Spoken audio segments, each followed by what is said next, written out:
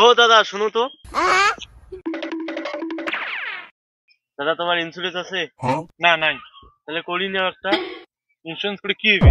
আরে দাদা ইন্স্যুরেন্স করলে হইবে, তোমার যদি কোনোদিন অ্যাক্সিডেন্ট করেন তাহলে আমার কোম্পানি থেকেই তোমার চিকিৎসার টাকা দেওয়া হইবে। আচ্ছা, এখন ওই অ্যাক্সিডেন্টত যদি মুই মরি যাং তখন? তাহলে লাইফ ইন্স্যুরেন্স করে নেন।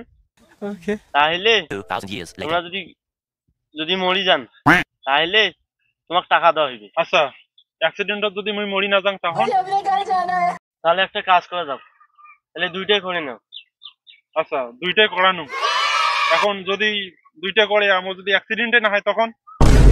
একদিন সবাইকে মরি যাওয়া লাগবে। তোমার যদি মরি যান তাহলে তোমার পরিবার টাকা দাও।